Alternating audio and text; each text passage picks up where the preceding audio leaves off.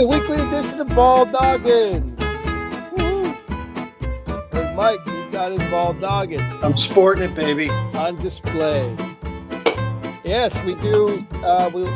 Thursdays. Every Thursday, we're trying to do every Thursday and every Sunday. So if you missed the Thursday show, you catch the Sunday show. That's right. We go to the spiritual side on Sunday. Yes, and Thursday is very carnal, and, worldly. Oh, so carnal. No, our Thursday show actually, Mike, it's an expat show, Ex-Patriot show. You know, you're hearing all this stuff about, I'm a patriot. No, not here.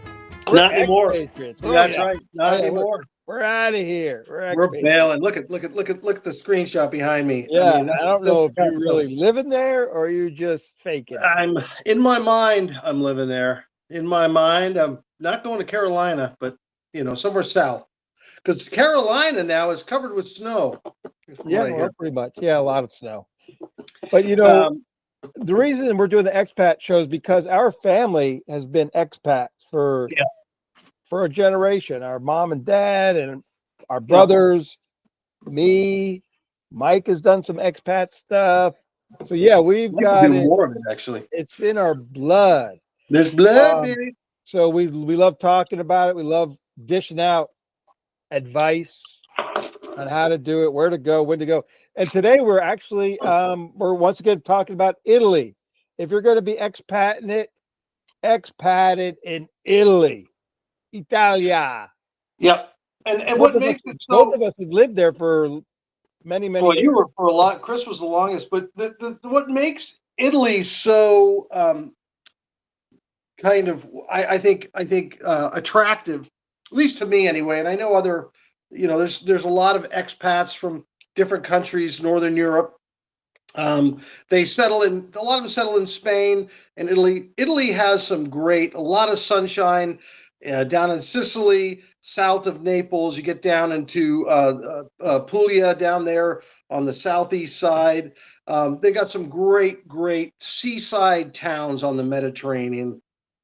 And what makes it great is it's cheap to live there for the most part. Now that's changing a little bit. Everything's going up everywhere.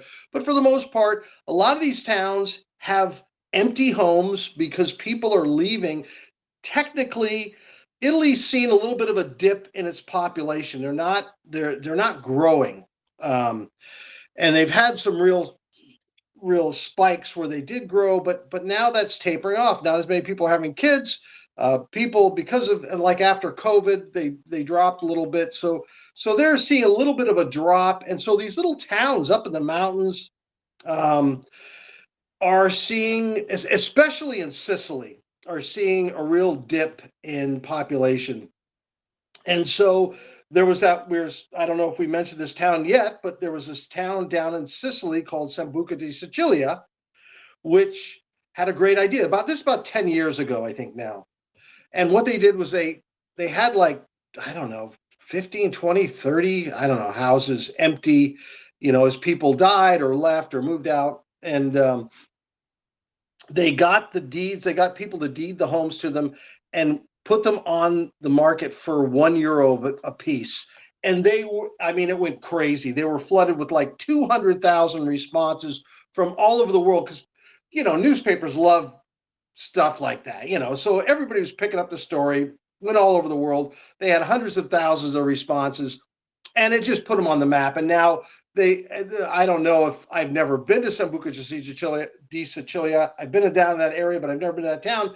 But they said they're calling it little America, And so it's been a great boon to them. And now I'm gonna look at, for the next show, I'll look into this. But they had a program where you could, if you bought a home in Italy, the Italian government, depending on where it was, and it had to fit the criteria, they would give you 30,000 euros to help fix it up. Now, I'm gonna have to look into that. I know they were doing that, but I'm not sure where it was. There had to be stipulations on it, obviously. So And Exciting stuff. but and we've talked about this briefly on a previous show with our brother Steve, who actually lived in Italy also just recently, and he said it's great, but the main issue you got to really consider is logistically renovating your home, because they just don't, the labor, the contract workers, they don't show up on time. Just that third world. No Domani, Oslo domani. Glaze. Yeah. No, yeah. No parlay inglés Gotcha. domani, domani. Mhm. Yeah, don't put off today what you can put off tomorrow. Right. And that's a big one. I'll tell you what, there are a lot of, I think it would be a really cool thing to try. But you'd really want to be careful about like the house you'd buy. You don't want to buy something and that's the thing. Some of these homes, like even where our brother Steve was in Guardia San Formondi, northeast of Naples, in this ancient part of Guardia, stuff was literally collapsing in on itself. Roofs are going in. I mean, you're talking about major structural renovation. I mean, technically rebuilding parts of these houses. And so you have and to you're be not careful. building like a house here in the United States. This is like in a walled city where you're building your house is in this wall that you can't even get a truck up to some of these houses because they're these little ancient alleyways that are 8 or 10 feet wide. They were designed for a couple of, like a wagon or a donkey. That's all they imagined that would get So like our brother's house, you could only walk up the steps. You couldn't even drive up there. And it wasn't that far from this little piazza where you could park. But if you're carrying a stove or a couch or, stone or brickwork or something, I mean, it's a lot further than you think. So there's a lot of issues to it, but it is really cool. And now if you had the cash on hand, I mean, I would buy a completed newer home somewhere. I mean, you'll still get a good deal. They're still relatively inexpensive compared to some parts of the United States. You could probably buy a place for $150,000 done, ready to go. So, but there are people. See, now I was reading up on this.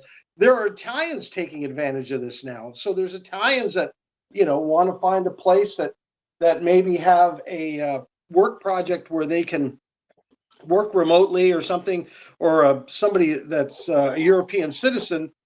You can work if you're working remotely. It doesn't matter, and a lot of these remote. And a lot of people are working remotely now.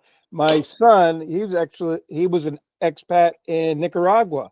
He lived there for a couple years, and he worked remotely, and he making good money, and he lived in Nicaragua, and I visited several times. Cool place. We're not talking about Nicaragua right now, but still, that working remotely or being retired really opens up some doors where you spend the time and carry those big heavy stones up through those alleyways. There you go. Keep in shape. Your home. Use that as a form. And I think that's another thing we were talking about with our brother Steve in our previous video, is that if you're going to be going and just visiting someplace, that's one thing. But when you're living there, man, that's a whole different story. And he said the main thing that got to him was boredom. He just got bored. And I think that's a lot of it. You really have to have something to do, a hobby or some interest where you're, actively. Right. Or if you're working remotely, I mean, you have online business, or maybe write books or yeah, definitely. I get bored here in the United States, believe it or not. So there you go. See what I'm talking about? You get bored right here. Why go to another country where you get bored right where you are? Right. Yeah. Keep it at home. See, that's right. No, but the weather's fantastic for the most part. And I remember when we were younger as kids, my parents took Chris and I and our younger brother Tom. We all went down to Sicily in what was that like? That was like that was in March, maybe the beginning of April. And it was amazing. We were swimming. It was 75-degree weather. It was gorgeous. Remember we met that English family? Yeah, that was hilarious. Went and saw Jaws of the movie. And I wouldn't go in the water again after that. But I think you're okay over there. They only little sharks. They just nibble at you a little bit. But think still, so. I was only whatever 12, and I saw that, and I'm like, I'm not even taking a bath. But yeah, that was a while ago. But yeah, the weather's fantastic in Sicily, and you're like 80 miles. I think you're at the southernmost point of Sicily. You're 80 miles from the northernmost point of the African coast. So you're 80 miles from northern Africa. Yeah. And then I think it's Tunisia. You're 80 miles from the point of Tunisia. And then Malta's just a short hop and a skip away from the southern coast of Italy. You can take a ferry from, I can't remember the name of the town there. But anyway, there's a lot. Oh, yeah. Reggio Calabria is where we would take the ferry to Palermo, I think. Yeah. What do we? Well, I guess you could take on the tip of the boot, and then you take it over to Sicily. I think it went to Palermo and yeah, I can't remember. I think where's the volcano, the Etna? Etna's right there, right across. It's like right in the middle of the island. No, it's right on the edge. Actually, it's right on the eastern side. I do have a map behind me, but I have to. Yeah, well, you wouldn't want to look at a map, Chris. Then you'd be right. Yeah, then we had nothing to talk about. But anyway, there's a lot to do, and the southern. I'd love to go back to Sicily. Actually, because I live in Oregon and we get a lot of rain in Oregon. I'm not in Oregon right now, but I get sick of the rain. Oh yeah. That's after about a day. Yeah, I'm with you there. Yeah, I get sick, and it rained. Now, right now, it's pretty nice. I've been looking at the weather, but it's pretty nice right now. But usually in January, February, it's just miserable in the Willamette Valley where I live. And I shouldn't say it's miserable. It's just wet and kind of clammy and cold. I would much rather be somewhere sunny and warm. Italy, baby. Italia.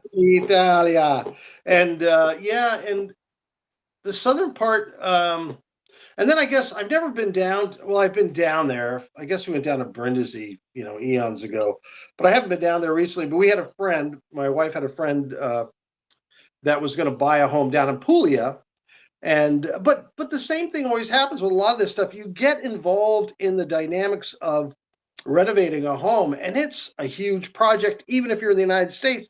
In Italy, you really got to do your homework. That doesn't mean you can't do it. It's just you gotta really work hard at doing as much as you can yourself, and then you got to get over the hurdle of the language if you don't speak Italian. And then even if you do speak Italian, they do have different dialects down in the southern part, Sicily, different parts of Italy. The dialect is not overwhelming, but it is different than, depending on where you're from or the Italian you speak. But yeah, I'm not trying to talk anybody out of it. Don't get me wrong. We're talking people into it. We're talking people. You know what? See, and that's the thing. What I love about talking about the expat, I love traveling, and traveling in Italy is an adventure. It's crazy. It's fun. And that's the thing. I think with Italy, as Americans, a lot of our food, the stuff they eat there is just, it's like what we dream about. It's just fantastic food. It's fresh. It's great. For the most part, I've had bad dinners there too, but for the most part, the food's fantastic. The bread's fantastic. The wine's fantastic. It's just a great place to go and enjoy traveling. So I got to go back. Me too. All right. Well, listen, that's about all I have. All right, that's great. That's we'll call it a day. We'll call it a show. We'll call it a show. We could call it a day, but it'd be better to call it a show. Yeah, show. Well, thanks a lot, Mike. Good information. Now you got me wanting to go to Italy. That's right. See? Yeah. And then we've got our older brother Tim. He's going to be sojourning in El Salvador. So we're going to do a show. Our man in El Salvador. He's going to be down there for a month. And so we'll have to do one on El Salvador. And yes, aren't you going to Mexico? No, that's been changed. Okay, but our brother Steve is going to Italy in April. Oh, there you go.